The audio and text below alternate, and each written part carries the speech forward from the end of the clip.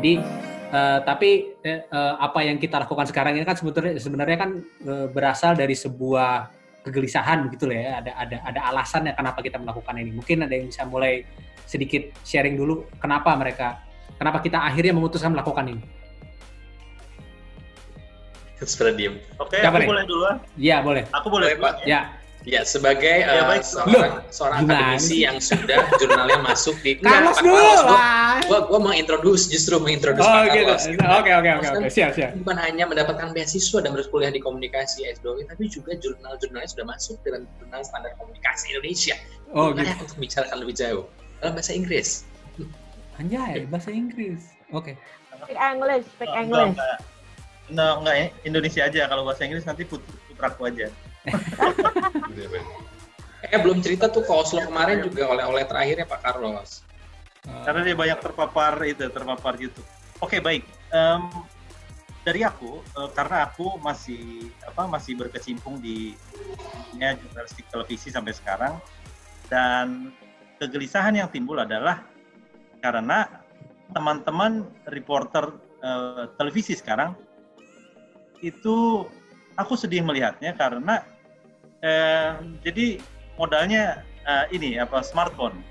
Jadi mereka hanya memindahkan gambar atau visual atau video yang diambil oleh kamera person, kemudian mencocokkannya dengan, mohon maaf ini, bahasa Indonesianya copy paste apa?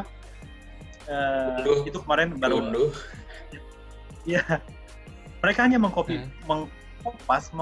paste apa naskah yang ada di berita-berita online, kemudian dicocokkan dengan video yang diambil oleh camera person, dan itu terus terang itu membuat aku sedih karena tidak ada proses sesuai dengan kaidah jurnalistik televisi, teknik-teknik mencari meliput berita televisi, pengambilan gambar dan sebagainya yang dahulu mungkin kita secara pakem kita laksanakan, sehingga kita benar-benar mengerti ketika membuat naskah, membuat narasi, kita memulai dengan gambar apa gambar yang paling utama yang kita dapat, kemudian kita mencocokkan dengan soundbite yang kita dapat atau natural sound yang kita dapat, kemudian membuat itu menjadi sebuah paket berita yang bercerita.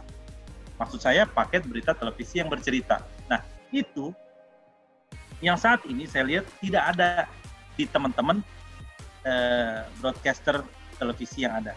Karena ini juga mungkin aku salah, tapi yang sering jadi pengalaman aku adalah mereka berlomba-lomba, lagi-lagi karena sosial media, mereka berlomba-lomba untuk bisa sesering mungkin tampil di airtime di televisi yang yang di televisi terestrial yang nasional, untuk kemudian tampil sehingga follower di Instagramnya sama di Twitternya itu bisa bertambah secara signifikan dalam tempo yang sesingkat-singkatnya.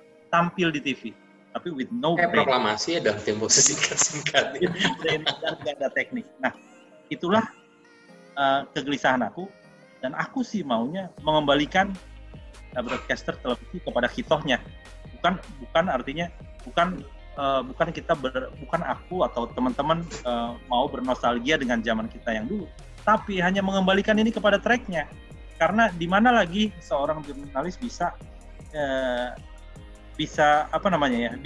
melakukan news gatekeeping gitu. Kalau dalam dirinya sendiri itu nol dan dong gitu, maka kemudian informasi yang dia liput itu bisa disetir oleh orang lain. Kira-kira dari aku demikian.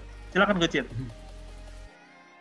Lempar-lempar aja nih. Lempar dulu ke bawah nih sama tetangga Gang Arab, nggak enak gue nih.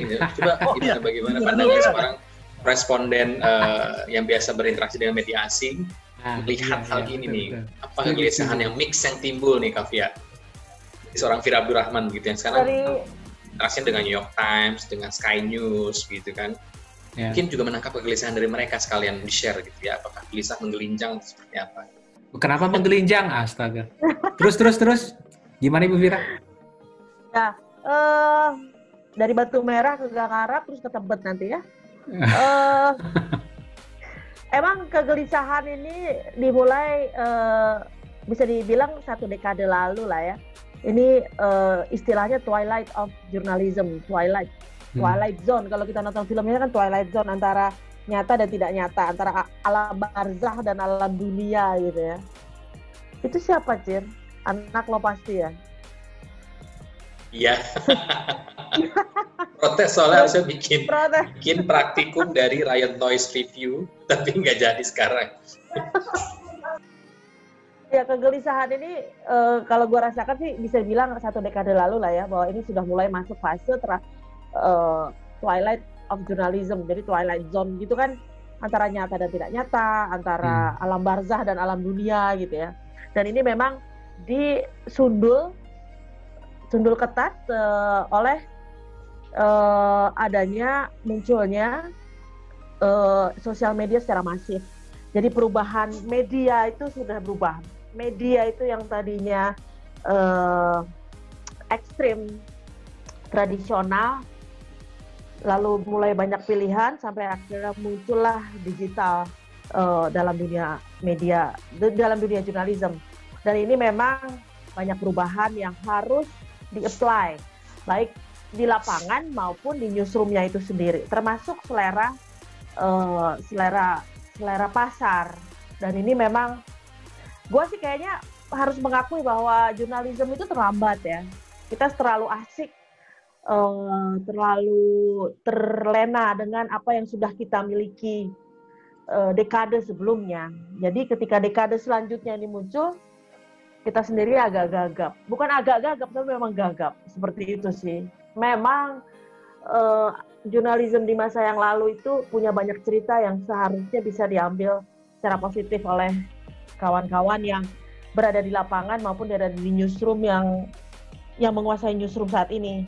Cuman ya makanya kita berkumpul, semoga kita bisa berbagi, semoga bisa diambil ilmu-ilmunya, hikmah-hikmahnya, pengalaman-pengalamannya.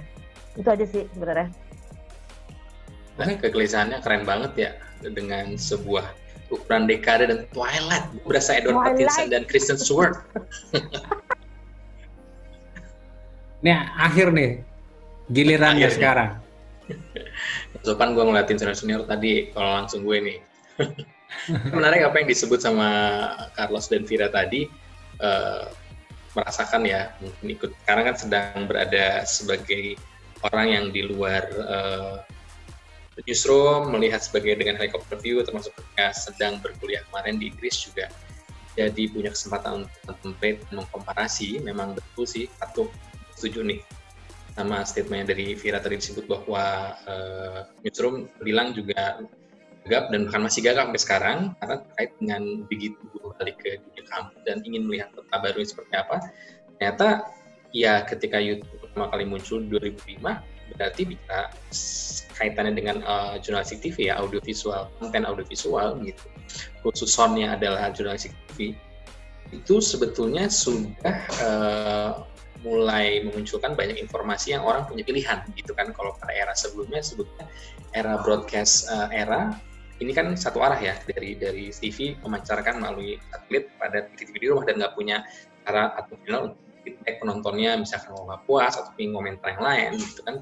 Tapi kemudian YouTube hadir di 2005 loh. Ini kayak zaman mungkin kurang lebih gua nih khususnya gitu yang baru masuk di TV itu, di saat itu sebetulnya dunia sudah mulai terpolarisasi dan bahkan masuk ke digital. Jadi memang benar terlambat gitu, khususnya di Indonesia ya. Jadi sampai sekarang bahkan ya selain gagap masih juga panik gitu. Karena kan ada hitungan-hitungan mencari uang gitu ya, memonetize bisnis juga ujungnya gitu kan. Ini sesuatu isu lain gitu terkait dengan news.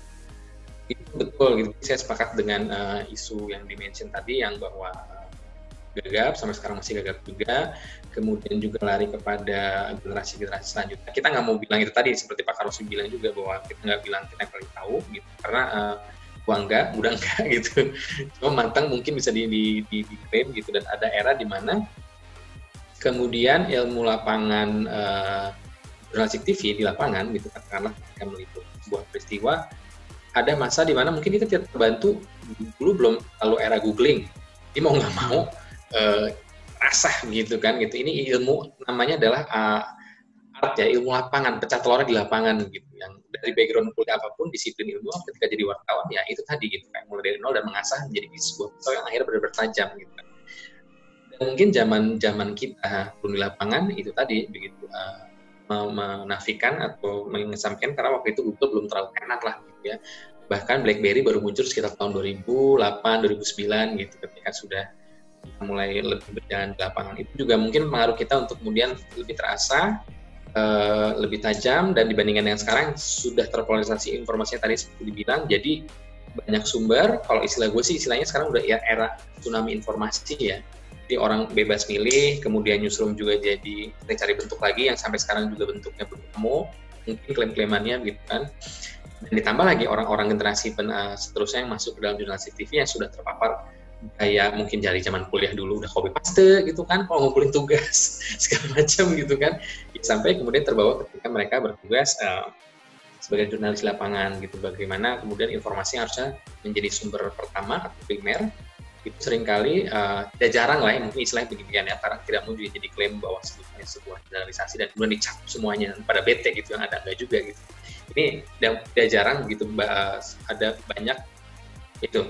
Istilah tidak jarang itu adalah ada yang melaporkan dengan modelnya bukan sebagai sumber primer, bukan sumber pertama, tapi sebagai sumber kedua. Itu tadi teknisnya dia mencocokkan gambar yang diambil dengan googling berita online yang sudah muncul begitu. Itu kan sangat disayangkan, karena prinsipnya kan kalau zaman dulu kan gue ingin orang tuh nonton berita gue, angle gue gitu kan gitu. Pokoknya ada ego positif lah itu gitu. Datang ke lapangan dan pulang itu, gue pingin ketika kita sama-sama datang ke lapangan, gue dari Liputan 6 di CTV, mungkin Bayu di SCTI, gue pingin angle-nya beda, kita taruh aja untuk isu yang sama, nanti kita lihat mana yang kemudian ditonton gitu, masa itu, karena kan sumber informasi juga masih, dikatakanlah TV masih dominan saat itu, online bermunculan baru, radio sedang pada fasenya sendiri gitu kan. Nah sekarang ini ya kembali tadi seperti yang sudah dibahas, bahwa ini semua sedang lagi banyak channelnya, bagi penonton pusing, bagi jurnalis juga ternyata tidak mudah untuk menyesuaikan dan menjadi sumber informasi pertama dan jam di sana. Jadi penting ya buat ngajakin pecah telur ini nih, kita bareng-bareng lagi. Tapi begini, sorry gue kepanjangan, gue nyambung dikit aja. Sebetulnya gue perhatiin kan sekarang seperti Pak Carlos bilang tadi, bahwa sekarang reporter tuh udah standar dia selalu memasukkan semua kegiatan dia gitu, pas dari kontennya ya, di Instagram contohnya, di sosial media mereka ataupun di Twitter gitu. Jadi gue suka lihat juga nih, reporter sekarang gayanya gimana sih gitu. Itu tadi kita nggak bisa klaim juga bahwa semua copy paste, semua belum mencet telur gitu, tapi ada aja, pasti ada yang sudah kemudian dia menemukan style dan juga memberikan konten deliver seperti itu. Cuman selagi masih ada juga yang googling dan kemudian memberikan informasi yang belum informasi primer yang pertama, itu layak kemudian kita ingetin bareng-bareng loh, seru tuh, kurang tuh kalau cuma liputan kayak gitu. Dan mungkin benar obrolan ngalor ngidul atas bawah kanan kiri 8 penjuru mata angin ini bakal membantu lah ya. Justru kita juga kalau punya kesempatan nanti ngobrol sama jurnalis-jurnalis muda ya, biar sekalian juga kita tahu situasinya gimana, mungkin kita dapat ilmu dari mereka dan saling berbagi ilmu. Jadi gitu deh. Baik.